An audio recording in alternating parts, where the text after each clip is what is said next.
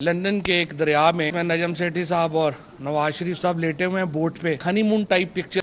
आमतौर पे नई नई शादी के बाद इस तरह की तस्वीरें आती हैं, लेकिन सो कॉल्ड वजीर खारजा बिलावल भुट्टो ने बयान दिया, हिंदुस्तान से अपने ताल्लुकात बेहतर करो, इसराइल को तस्लीम करो, अमेरिका को अफगानिस्तान में अड्डे देने के लिए आप बातचीत शुरू करें। अब वो सब कुछ नहीं बता सकता, वो कहते हैं ना कुछ तो मजबूरियां रही होंगी, यूं कोई बेवफा नहीं होता, जी तो बहुत चाहता है सच बोलूं मगर हौसला नहीं होता। 2 दिन पहले आपने देखा होगा कि लंदन के एक दरिया में एक हनीमून टाइप पिक्चर आई, जिसमें नजम सेठी साहब और नवाज शरीफ साहब लेटे हुए हैं बोट पे।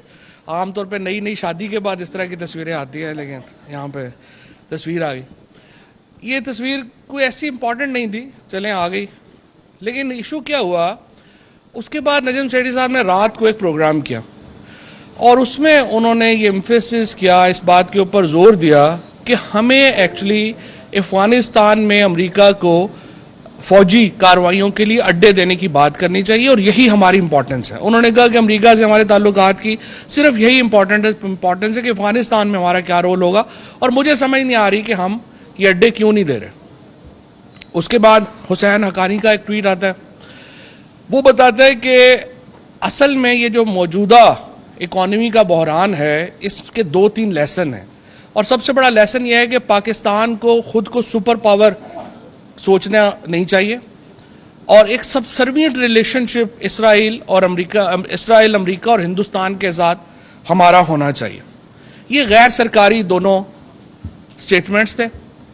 लेकिन इससे पहले हमारे सो कॉल्ड वजीर खारजा बिलावल भुट्टो ने बयान दिया और उसने कहा कि हमें हिंदुस्तान से फौरी तौर के ऊपर अपने ताल्लुकात जो हैं वो बढ़ाने चाहिए और इकोनॉमिक रिलेशनशिप बनाने चाहिए।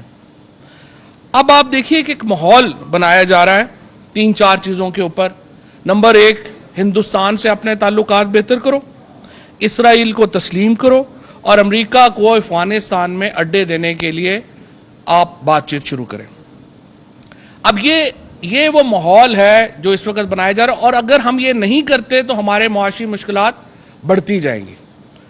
अब जो शख्स इमरान खान को बहुत ज़्यादा करीबी जानना ज़रूरी नहीं है इस बात के लिए और इस कंक्लूजन पे पहुंचने के लिए कि ये एजेंडा इमरान खान के होते हुए मुमकिन ही नहीं था कि ये अचीव हो जाता, लिहाजा एक पूरा रजीम चेंज ऑपरेशन जो है वो लॉन्च किया गया।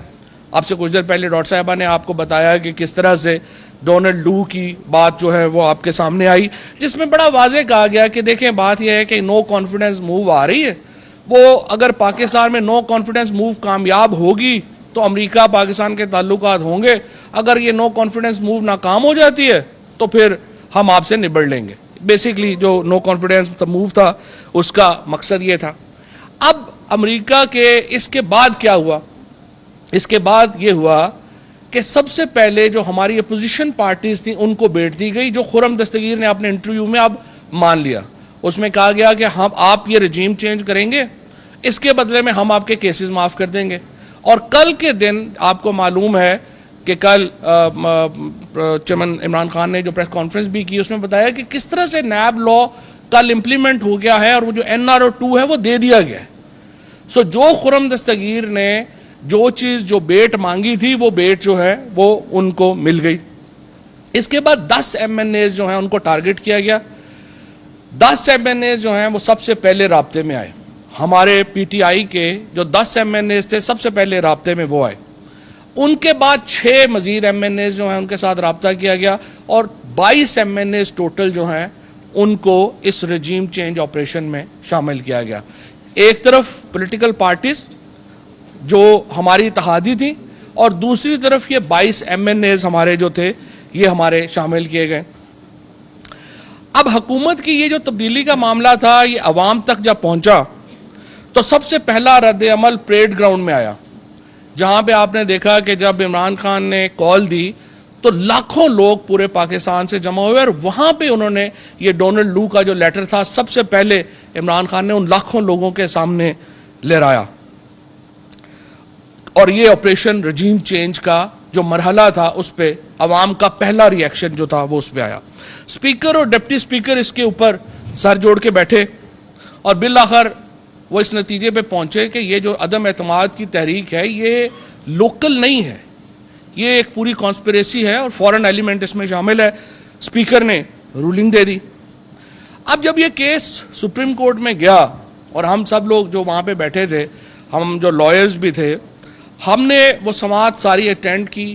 وقفے سے پہلے چیف جسٹس صاحب نے کہا کہ ذرا شہباز شریف صاحب اور بلاول بھٹو کو بلائیے اور پوچھئے کہ سیاسی جماعتیں الیکشن سے کیسے بھاگ سکتی ہیں اور اس کا حل کیا ہے سوائے اس کے کہ الیکشن ہو. ہم لوگ وقفے سے پہلے یہاں پہ یہ سارے ہمارے کورٹ رپورٹرز بھی بیٹھے ہیں, فیصل بھی بیٹھے ہیں اور لوگ بھی بیٹھے ہیں, صدیق جان بھی بیٹھے ہیں.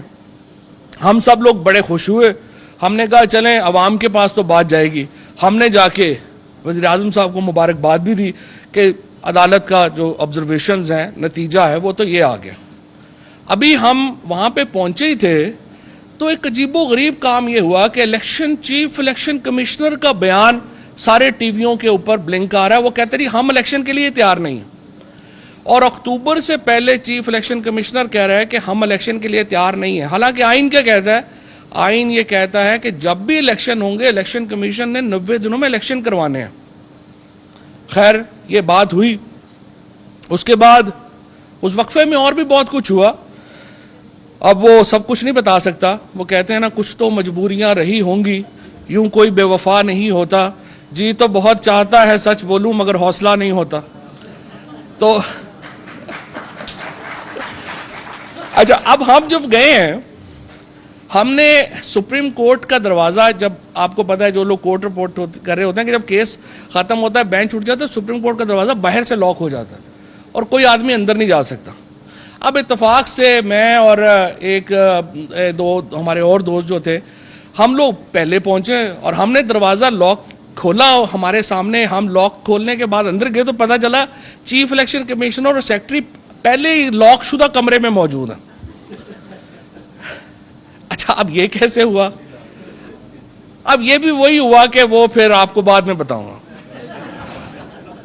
بہرحال فیصلہ آپ کے سامنے آ گیا, معجزہ ہو گیا.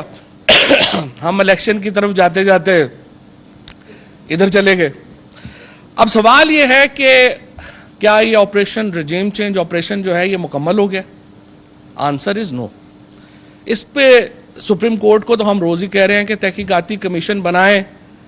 سپریم کورٹ کا بھی پتہ نہیں کیوں نہیں حوصلہ پڑ رہا.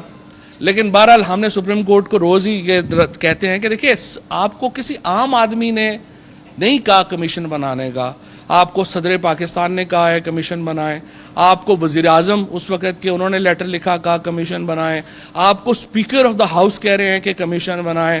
آپ نہیں بنا رہے, آپ کی مرضی ہے, ہمیں بتا دیں کیوں نہیں بنا رہے. لیکن بہرحال اس طرف بھی ہمیں امید ہے سپریم کورٹ کی طرف سے کوئی جواب جو ہے وہ آئے گا. اب ہوا یہ کہ سری لنکا میں جس طرح ہم نے دیکھا ان دا مین ٹائم, سری لنکا میں یہ ہوا کہ پہلے معاشی بحران پیدا ہوا اور پھر سیاسی بحران پیدا ہوا. پاکستان میں پہلے سیاسی بحران پیدا کیا گیا پھر معاشی بحران پیدا ہوا, کیونکہ پاکستان میں تو ہم بالکل سٹیبل جا رہے تھے. ہمارے فورن ریزرو جو تھے وہ روز اوپر جا رہے تھے, ہمارے اوورسیز پاکستانی جو ہیں وہ پوری ہمیں سپورٹ کر رہے تھے, ڈالر ہمارے قابو میں تھا, ایکسپورٹس ہماری بڑھ رہی تھیں, امپورٹس کم ہو رہی تھی, ہمارا اکانومی تو ٹھیک ٹھاک چل رہی تھی. لیکن سیاسی بحران کے نتیجے میں ایک بہت بڑا معاشی بحران جو ہے وہ پیدا ہو گیا. اب سوال یہ ہے صرف آخر میں کہ کیا یہ رجیم چینج آپریشن مکمل ہو گیا؟ آنسر از نو. اس کے دو بڑی رکاوٹیں ہیں اس آپریشن رجیم چینج اور یہ جو ایجنڈے میں. ایک تو آپ نے دیکھا ہفتے کو یہ صرف عمران خان کر سکتے ہیں اور پی ٹی آئی کر سکتی ہے. 36 گھنٹوں کا نوٹس دیا عمران خان نے اور پورا پاکستان ایسے ایسے قصبوں میں لوگ نکلے جن کے نام بھی شاید مین سٹریم میڈیا میں کسی کو نہیں پتا ہوں گے, اور کس طرح سے لوگوں نے عمران خان کے ایک 36 گھنٹے کی کال کے اوپر پورا پاکستان باہر نکلا اور بتایا کہ وہ پاکستان کے عوام کدھر کھڑے ہیں.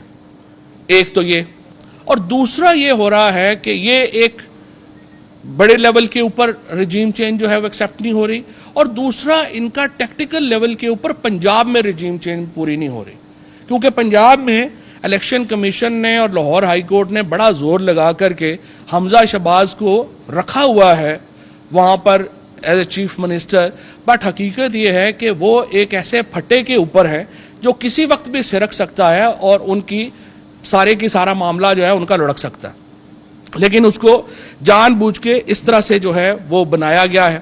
अब जो तमाम पाकिस्तान है वो एक तरफ इमरान खान के साथ खड़े हैं और टैक्टिकल लेवल के ऊपर पंजाब में रजीम चेंज जो है वो मुकम्मल हो नहीं पा रही। जब तक ये दोनों मामला जो हैं ये मुकम्मल नहीं होंगे, इसके नतीजे में ये मामला जो है वो मज़ीद बिगड़ेगा।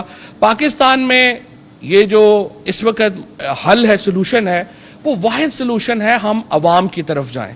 अवाम की तरफ जाते हुए सियासी जमातों को डरना नहीं चाहिए, लेकिन ये डर रहे हैं इसलिए कि ये अवाम से आए नहीं है। लेकिन मुझे उम्मीद है इंशाअल्लाह ताला ये आखिरी चंद हफ्ते हैं, अवाम इसका फैसला करेगी और फिर पाकिस्तान में फैसला जो है वो कहते हैं अब राज करेगी खल्के खुदा, जो मैं भी हूँ और तुम भी हो। बहुत शुक्रिया।